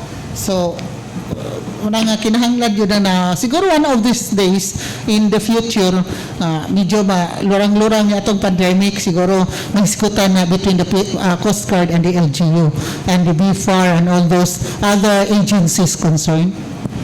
Actually, lamang yun tayo boundaries. Wala lang tayo markings. Lagi. Yes, ma'am. Tungod kay once mo ato sa area nga magsibon patrol mi, amo na sa tanawon sa mga coordinates ko kanina sa Cook Banay sa Dipolog, kanina sa Cook Banay sa Katipunan, kanina sa Cook Banay sa Ruhas. Yeah, pero ang mga fisher folks ang nakahibalo sa coordinates. Pagkakala mo na sila adto dito managat. Wala gid Wala pa. na di ay sila. Yan tingala sila gidakop na din sila kay uy, na ko na mo siya ha. Amo man igapon. Di ba?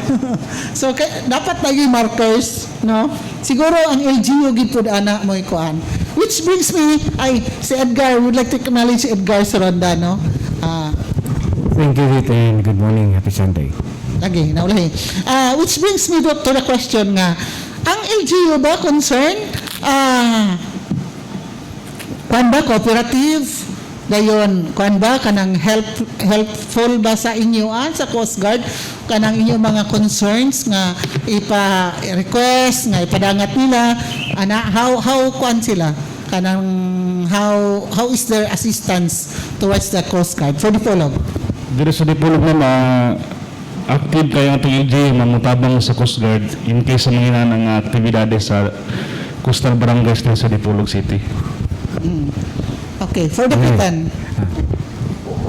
Yes, ma'am. Active naman po din ng ano natin, ng local government unit natin, especially sa mga ganyan agencies. So, hindi naman po sila dapat mawala sa atin. Hindi yan dapat sila tawag dito.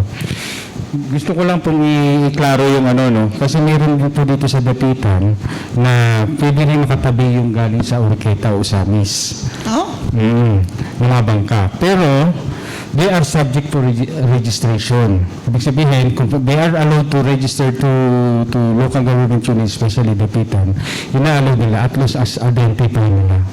Hindi naman po madamot ang Dapitan, sabihin na natin po ang Dapitan, with come to sharing of the blessings po sa dagat, no? Yung mga isda. Pwede sila dahil makapanagat, Pwede po sila Dapitan. makapanagat. Only, mag-register sila, mag-focus lang na. Yan po yung situation na yan. So, pangalan nito, Cyril. Cyril Patangan, City City Yan po Agriculture. yung gusto nila mangyari para bang po tayo. Ang laman dagat po naman ay para naman po sa lahat ng Pilipino. Yan po yung gusto niya iparamdam dyan sa nakikinabang po sa dagat. Yeah, kay sometimes naman ko overfishing, napatay mga illegal fishing kada mga dynamites, mga nana ba no? Although karon din mga daot to mga corals ug uban pa then mawala ato mga isda. Then last din nga comment ningon siya, municipal water is 15 kilometers from the municipal coastline. Nga kuan ma'am nga sa kuan sa ang sa city ma'am is 10 kilometers from shoreline. And where's the Dipolog? 10 kilometers ma'am is katong sa national to sa kuan ma'am. So which will prevail? Ang local nga coastline nga kanang inyong gikuan o kaning sa national nga 15 kilometers? Sa local among gi-implement karon ma'am ng 10 kilometers. So 10.1 kilometers. So kuan ra. Sana dool ra. Ngayon ang may daghang isda dito, mga school of fish dito sa unahan nga tungod ra pod nimo. Katong mga pre-gross standards nga commercial fishing vessel ang dili gid sila pwede managat sa ato ang kuan ma'am municipal waters mo ginamoy kuan atong national laws. Okay. Yeah, Edgar. Okay, thank you very much. Good morning sa itong mga bisita. Sir, going back sa kaning atong mga fishing vessels coming in and out din sa atong area. Yes, it's true. Natay boundary pero wala tayong mga markings.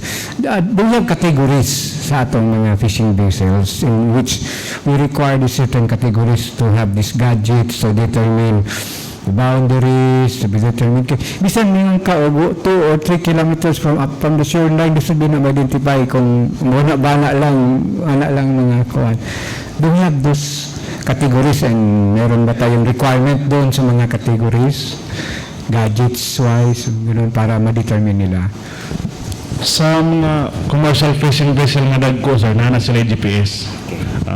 Dayon actually sir was one conduct mixable patrol dito gimitungod sa 10 kilometers sa municipal waters na boundary. Kaya makita man mo from there kanang may coordinates makita man mo dito na nagatang. Kung dito ba managat ang mga dagkong mga fishing vessels to standards above. So ma-identify nato kung dito sila managat o katong gagmay asa mo sila pwede managat. Kaya ang gagmay pwede mo sila magpanagat sa municipal waters above po sa high seas. Yes sir. So, mga dagko na gila itong permit. So, do we have cases nga Yung gross tonnage. Yung pre-gross tonnage above matong mga commercial fishing vessel. Una sila, they are with complete gadgets para sa ingon Yes sir. GPS. Okay. Kasi mahirap kasi yung in and out lang. Do we have cases na nag-intrude or nag-introduce yung mga vessels na lumampas sila doon sa limit niya? Do you have derivatives dito sa atin? There is Dipolog sir is nakadakop na ni sa itong mga commercial fishing vessel nga ni nanagat dre sa atong municipal waters. Actually, amo silang giton over po sa maritime to file proper charges. So what's the result? Asa sila gikan? Nakabayad, nagka-penalty sila. Actually, diri ra na nga nati-mention na nga mga fishing vessel pero diri ra na sila nakarehistro sa Dipolog City. Why I'm asking is kay naman ko yung mga istorya gikan po sa mga small fishermen nga kanalaging there are activities dito pa sa shoreline nga mga dagkong fishing boats nga Sa dagat, paduol na sa mga gagmay fishing boats and na-deprive na ang mga gagmay fishing boats tungkol kay naan ng dagko. Then another thing is they are buying all the catches sa mga gagmay wala na diri hapit na abot Sa dagat na gabi na iranay, kapoy nalitay sa isda. Kana man wala tay proper nga Documentation? nga balaod nga pwede dili sila pwede mabaligya dito sa mga dagkong kuan kailangan po nang i-count po na nila. Pero kung kuan yun ma'am is anong suggest sa niya din nang gibaligya dito kay wala ubod tay kuan. Dili man kay kinahanglan sa kwarta. Yes ma'am. So mukuan gid sila, mabaligya gid sila dito on the spot sa mga dagko nga mga fishing vessel. Oo. So manang dunggo nila wala na kuha kay gibaligya naman dito daan sa tunga-tunga sa dagat. Dito naman ang ila ang kuan negosyo ng hitabo. Okay. So other concern matod pa diri akong kanang kadyota ako na naming i-summarize katong nagtabo daw sa Rojas palit ka sa kuan sa atong pandemic na unsa kuno to paghitabo unsay concern ato unsay role ato sa Philippine Coast Guard katong to ang mga positive na naka check in sa usa ka hotel diri sa Dipolog. Only to know nga puro day positive. Giyon sa kuno to pag naog nila sa private na boat, unsa gisakyan bangka ba kuno unsa o na reported ba pud kuno na sa Philippine Coast Guard. Kay nahimo man tong alarming kayo og mga murag na panic ang mga tao agi ato. Oh, private diesel, no? Oh. So, who can answer that one? Sir Villa? Actually, ayun, this is the situation na dapat ang sasagot nito is taga Coast Guard substations Rojas, no? So I give some point po na in my capability lang na dapat Okay. yung sagutin. So when it comes to situation na bumaba yung crew from motor tanker na nag-check-in dito. So ang Philippine Coast Guard po ay in-inform o tinotion o in-apprehend din yung bangka yung barko, motor tanker na yan. At the same time, the IATF of the Rojas implemented also their regulation. So nagkaroon na ho yata ng penalty yung tanker na yun. So, and beside, what you mean, as kina-quarantine na rin sila. Natapos na rin yata yung quarantine nila para ma-comply nila yung requirements na hinahanap natin. So when it comes to sa mga bangka, inapprehend na rin po yung hinire nila na bangka at yun ay na rin po na issuehan na rin appropriate violations para sa kanila. So, to prevent that scenario from happening again, unsa kay mga measures na you will do to prevent that kind of scenario from happening again? I believe ang PPA, ang nakasagot na, before po lang yan before pa lang po yan tatabi sa isang puerto, ang PPA, ang motor tank po ay tatawag sa kanila for availability ng berthing space. Before na sabihin ng berthing space na yan, ay magsasabi na ho yan na bawal ho tayong bumaba under the regulation of IATF at meron ho tayong karampatang parusa just in case na mag-violate siya. So hindi na ho nawawala yan yung pagpapasabi ng papapaalala sa kanila. At yan po ay ginagawa naman po nationwide. So hindi naman po yan hindi na dapat laging inapaalala nila, although yan every time tatabi po sila ay hindi po talaga sila payagan bumaba. At ang representative na lang nila ang pupunta just in case makatabi na sila ng maayos sa puerto, may representative sila na pupunta para sila yung mag-entrance at clearance para sa kanilang barko. So regulation po natin, bawal pa rin bumaba ang mga crew sa barko. Okay. Yeah. Hinatong tanong, katong text na to karon makasabot na dayon gipaning kamutan po rin sa Coast Guard, no? Nadungog ninyo karon nga siguro na ay prevention measures for preventive measures, no?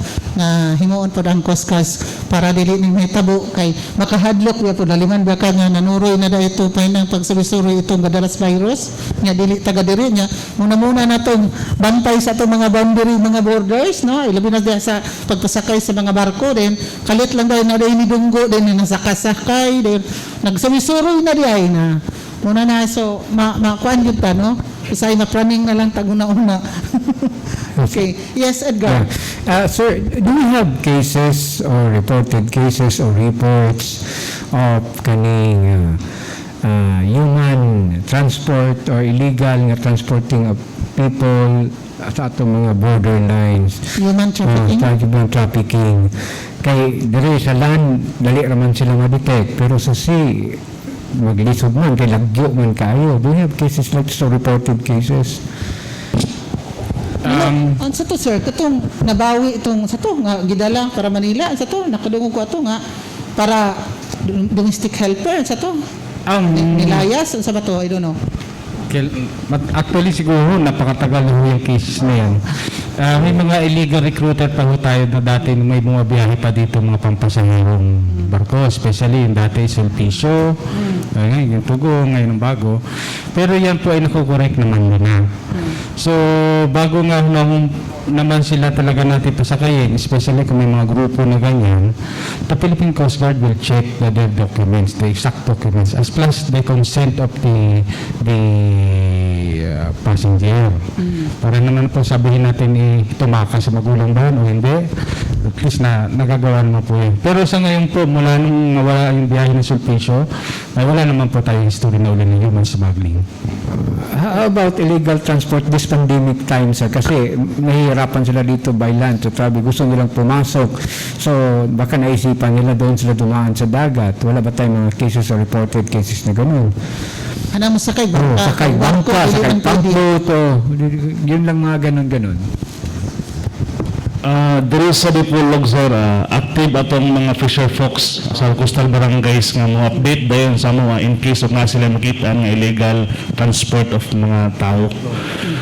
Sa pagkakaroon sa mong data, wala pa pod may nakakuan kay wala man po yung nag-report po sa mga nga kana sila dili taga diha naabot diri collect nga wala siya may mga safety protocol sa COVID wala mga requirements wala pa po sir sa Morelos Dipolog.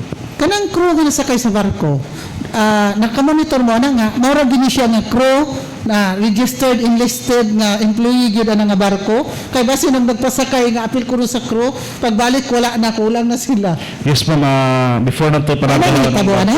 wala pa po ma'am. Before nato palargaan ng barko man natin tawag crew list. Oh. Dayon ang matong taga-barko po bawal gyud sila mo baba sa pantalan. Ang Hangtod crew. karon, yes, sa ang barko. pangalang crew. Okay, at this time, kay Yes, pandemic, ma'am. okay.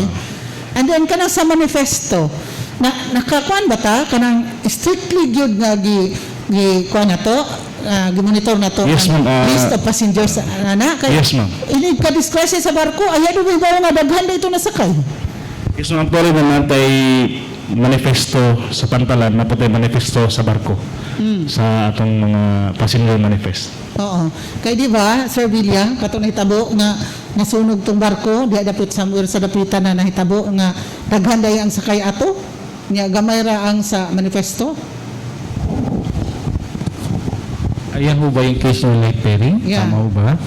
Hindi naman po siguro masabi na overcrowded yung barko. Siguro that is the time na nagkaroon na ng nataranta, kung baga yung mga tao doon. But the situation happened po na hindi po dapat the Philippine Coast Guard will not allow overcrowded passengers sa mga barko. Kasi meron po kaming tinatawag na counter check. Pagka yan, ang next port naman ay malaman na overcrowded siya o excess passenger, ay pwede pong i-apprehend namin din mismo yung barko at the same time yung last port of call niya, yung substation na yun. But pwede po siyang bigyan ng administratibo, charge for administrative. Yeah, and also sir, yung seaworthiness ng barko.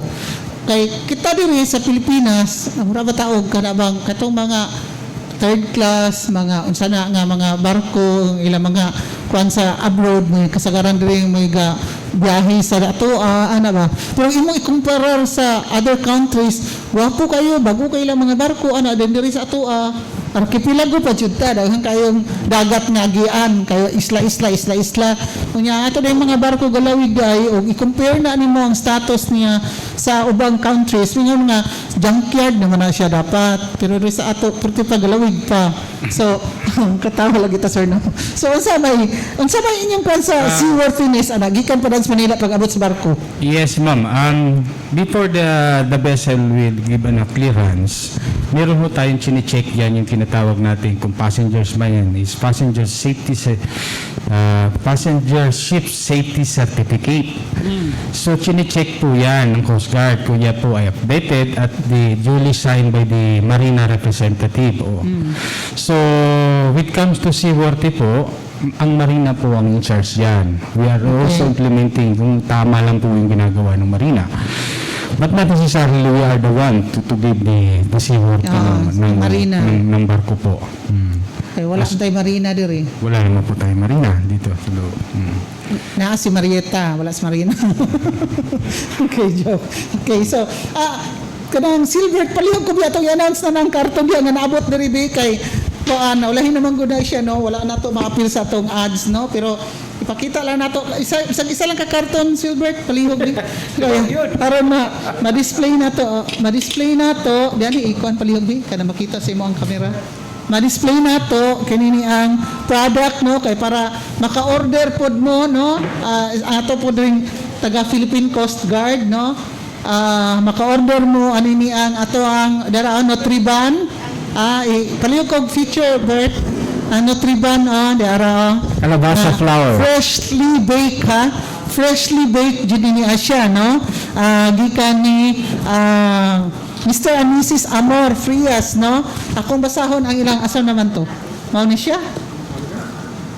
Dili, mas kini yung gitext, no? Akong basahon ini kay dapat na to ni i-announce niya, no? Kay i-arabal niya ang mga products gipadala sa kapihan sa Dipolog. So, paano siya? 2442 Philippine Food, the first company to truly produce the authentic enhanced Nutriban in Region 9. Palit na po sir kay nutritious niya, barato pa, no? 2442 Philippine Food believes that people will adhere to quality choices of healthy fine food. 2442 Philippine Food aims to give absolute peace of mind to our diverse customers by giving them innovative quality health foods, health products. 2442 aims to continuously lead in giving a proper information and nutrition to our valued customers. No? We practice initiative, we practice teamwork, we practice innovation, and we practice excellence. Mao ka na ang 2442 Nutriban, enhanced Nutriban, pinangagi kay Mr. and Mrs. Kisa to niya lang siyang husband? Lawrence Frias o si Mrs. Amor Frias. Diya sa Barangay Sikayab, Kaplayan sa Dipolog, no? Enhanced, no? Gikan kani sa Department of Science and Technology assisted, no? Ang ilang Nutriban enhanced na product. Okay.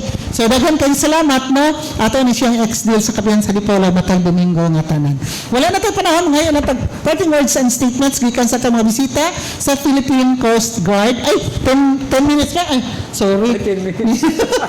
Sorry na. Nakuhaan ko ni Tax. Sabi mo na ko itong inyon siya. 5 minutes na lang. Okay. Pwede pa ko pasagot. Yes, okay. Okay, thank you. Sir, nationwide lang, doon na ba tayo ship or boat manufacturing ini sa Pilipinas? Do you have any ship manufacturing lugar? Barang sa Cebu man Sa po. Cebu? Nabasahan na padulog sa Netherlands na to. Meron po tayong ano dyan, pero hindi ko po na-identify masyado. Parang yung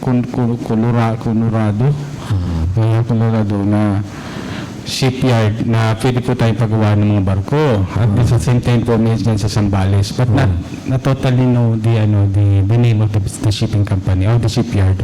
Yung paggawa ng mga ganun, sir, may specification, dapat ganun lang yung gawin nila, hindi yung kung fishing boat lang, kung passenger ganun lang ba, may category din ba yan?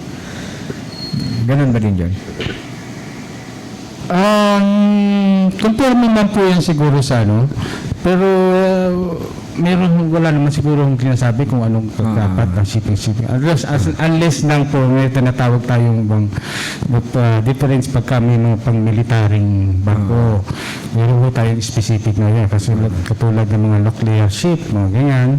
Hindi po talaga po pwede yan yung dapat. Dapat po nakasikreto po yan. Sir, meron tayong 2 island dito. Paano ba? Meron ba tayong mga guidelines? Dahil dinadayo na ito, lalo na ngayon, no? Yung 2 island natin sa Sidinog at saka sa Aligway. Madami nang gusto magpunta doon. How strict we are, lalo na ngayon sa pandemic time with this? Dipolog. Dito sa Dipolog, sir, ang maging discourage katong manakayo mga bangka. Kaya actually, kami ng mga bangka gisakyan is wala sila nakarestro sa marina nga passenger ng ilang mga bangka. Actually, kung ano lang fishing boat na siya. Actually, wala na sila safety sa marina nga nagkuha sila ng certificates. Actually, ano yung discourage sa mga katauhan, dili lang sa Dipolog, ang dili sa Mall Norte, nga dili agad mo sa kaya na bangka, kaya wala gina siya na kuha. Actually, amo na siyang gimonitor karon kung dili mo dunggo sa Dipolog. Pero sa pagkakaroon, murag negative pa among reports mo. Wala ka rin mga life vest. May parang ito sa Kamigin nga, gikuan din sila sa DOT, tourism, nga mga tuntog mga sandbar, itong nato, mo.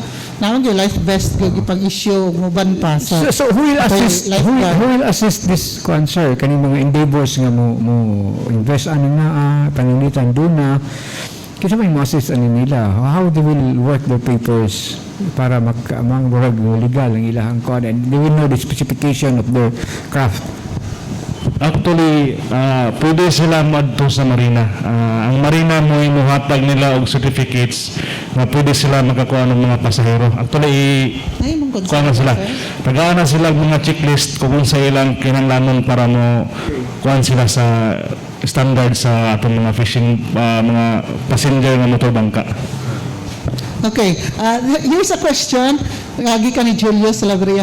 Unsa kayo ang kahigayunan nga mangempleyo sa inyong organization? Ug unsa kayo ang mga standard qualifications? Panawagan kinsa kay daghan ra mga jobless, daghan mga new graduates, no, new professionals nga mga lain-lain og mga kurso. In fact, mga board passers pero may kurso. Kasi qualified nga masulod sa inyo ang Philippine Coast Guard. Unsa yung mga qualifications o kanang sa inyong hiring o naba may hiring? I was also about to ask the same question, kaya kung pag umangkon, interesado kayo mag-contact. Sige, Villa, do you have recruitments? Actually, wala pang mga announcement ng ang headquarters namin. But with the requirements itself, at least as single, at least 24, not 24, 25, I don't know. 26 years. 26 years old, below. Ang height, siguro maximum of 5'2". Sa lalaki. Babae? Babae ata, 5 flat. 5, okay. Pero wala pa recruitment karon. Wala pa hong ina-announce sa amin na mayroon start na ba ng recruitment. Pero mostly ang recruitment, sir, sa Manila, Cebu, or diri, pwede po diri, ang saba? Magdidepend po yan sa declaration ng Manila. Pwede po sabihin ng Manila na Manila lang muna, di-declare na nila doon. Pero sa ngayon po, ang ginagawa din ng headquarters is regionalized. Pwede po yan mag-start from Zamboanga, Cagayan de Oro, Cebu, or other region. So ngayon po, wala pa po ng announcement. Pero as far as you know, any courses pwede nga ma-hire sa Pwede po, Philippine any Coast Guard. courses, Total i-training na, no, di ba? Education qualification. Ang sa minimum education po nila at kaya pwede tinatanggap din po lang yung K9 graduate. K12, sorry. K12 graduate. At least NC2 compliance. Okay. So, and the college at least 72 units. So, mas maganda, it's much better is halos college graduate Yeah. or professional graduate. Mga board passer. Kasi marami dyan eh. Wala naman po kami pinipiling course as long as marunong siyang bumasa at makaintindi din ng English. How often is the recruitment? Once a year, twice a year, o ano ba? Once in a lifetime. Magdidepend po kasi actually kaya sana namin mag-recruit ng 4,000. 4,000 a year. The whole country. The whole country. But the problem is the effect of the pandemic. So nare-reduce po siya because of the budget. 1,500 lang ina-allowed na ngayon muna ng BBM para lang masigurado na at least tumatakbo yung proseso ng recruitment. But not this time, wala pa yung start ng recruitment. Ingon si Tax, anad ba kunong mo lang eh. Ako, di ko anak. Dapat lang po kasi required po talaga kasi as a Coast Guard, ikaw po ay tagapagligtas. Hindi ikaw dapat iligtas. So, yun po ang process. Disqualified na ko na sir, panalitan mga apply ka, di ko balong lang eh. Patis. Okay po, this is the chances Okay. ma'am, no? Yes sir, go ahead. Na last meeting with our commandant, nag-announce po siya, those personnel na recruited, what I mean is naka-exam na ho siya at pasa na roon sa exam na yon last 2018, 2019, or from 2017. Those examinee na nakapasa na po yan ay automatically disqualified na ho siya kasi naabutan na ho siya ng sarado ng budget. So kung recruited siya ng 2020, pwede pa po siya. Pero pag 2017, 18, and 19, Ma-retake siya. back to zero siya, retain again. Okay. Yun po ang announcement ng commandant namin. Pero sir, kung may schedule kayo, kindly inform us. Yes, so that we opo. can plug it on air. Meron ho din kami ng Facebook na pwede nilang bisitahin. Okay, nang-apply si Edgar, si Tax, o si Silbert. Okay, wala na tayo pala ng mga inatag parting words and statements. Finally, sa itong mga bisita, karabuntaga, we'll start off with Sir Acopiado sa Philippine Coast Guard, Dipolog City. Yes, ano pasalamat kung dako nga na-invite ang Coast Guard Dipolog din sa inyong kapihan sa Dipolog.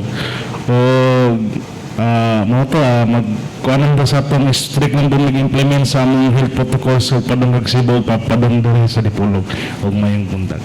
Okay. Kurator ba kayo siya ngalan, no? Si Gasti. Gasti? Dili, Gasti. Gibali. Gasti Keith Acopiado. Okay. Philippine Coast Guard, Dipolog City. And also si Chief Petty Officer George Villa sa Dapitan City, sir. Okay. Maraming salamat sa pagkakataon nito na imbitahan kami dito sa kapihan sa Dipolog. Tamang-tama lang po na ini-implement natin ito na we are strictly talaga po. Ang Philippine Port Authority at ang Philippine Coast Guard ay very strict po when it comes to implementing our COVID-19 protocols. So, wag na ho nating pilitin tumawid kung tayo naman po ay kulang sa requirements na hinahanap ng Coast Guard. Magpag-cooperate na lang po tayo at ito ay para hindi lang po sa inyo, ito ay para sa lahat ng sangkatauhan. So maraming salamat po in behalf of our station commander, Commander Paul Ryan C. Gonzales. Nagpapasalamat po kami sa pagkataon na imbitahan po kami dito. Okay. Thanks so much. Additional announcement coming from Wyatt Akas, please. Announcement and public awareness na tungod sa pandemic ang ato ang mga mga illegal people, illegal minds na ano po yung mga scam kana mga package nga moabot kuno nga pabayron og 30,000 for taxes and duties. Ladies, ayaw na tawon mo pakuan ana. Mga scammer. Sa mga scammer ayaw na magpadala. And then naapod daw from our CIDG na ana po'y nagatawag daw sa ato ang mga negosyante, nagapailang nga commander sa mga NPA. I'm sorry to say that nga kuan daw yung mga yuog pangpalit og lungon, magpalit og armas. Naana po daw nag-start na sa atua. So sa Dapitan and Dipolog na anay mga nabiktima, sa Dapitan na anay nagpadala og kwarta. So I hope i-report jud ninyo sa ato ang mga authorities before mo maghatag sa inyo ang mga kwarta. Okay. So happy Sunday. Thank you so much. Awan na tayo panahon. Wyatt Akas, Edgar Ronda, si Taxi Lumba, si Albert Adetico Dondoyano, itong bisita gikan sa Philippine Coast Guard. Kini si Edet Tito man yung regular anchor and host sa Kapihan Siripal yung Kaninyo. Happy Sunday. God bless us all. Studio, take it away.